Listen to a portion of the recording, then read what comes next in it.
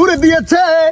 কে ছুড়েছে, কে ছুড়েছে বলতে হবে, সঠিকটা বলো, নাহলে কিন্তু শাস্তি বৃদ্ধি পাবে, কঠিন শাস্তি হবে। পিঠ কিন্তু তোমার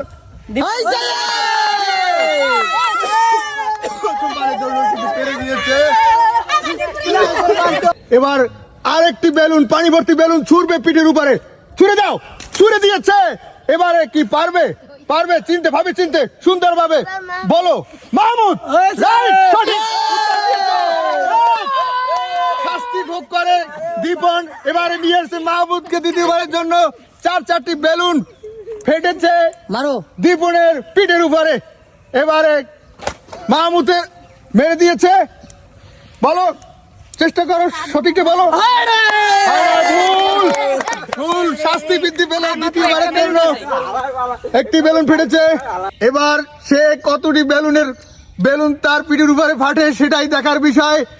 সে সঠিক উত্তরটি দিতে পারে কিনা। হ্যাঁ, এবার তুমি বলো, কে মেরেছে এই বেলুনটি? বলো, সময় নিও না, এত সময় পাবা না। তুমি সঠিক উত্তর দিতে পেরেছো। নীলাই, আসো।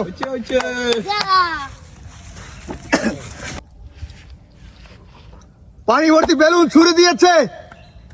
বলো কে মারছে? তুমি বলো, নাম বলো। হয় নাই, ভুল।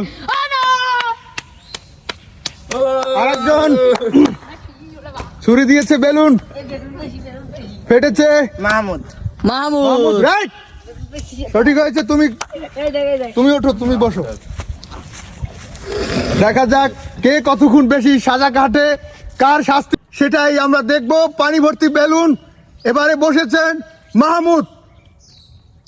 বল, বেলুন ছুঁড়েছে, কে ছুঁড়েছে? নামটা বলো। হয়নি, ভুল।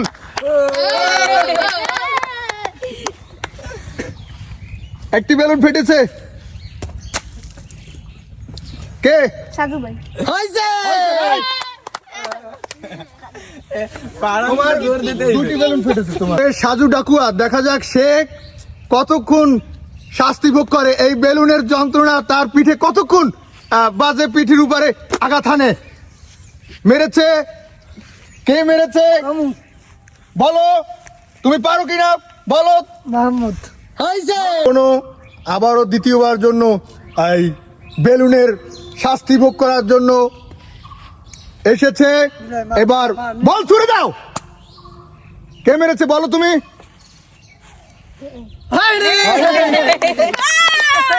ভুল। দেখা যাক তোমার শাস্তি আরো বৃদ্ধি পেল। তুমি পারো না।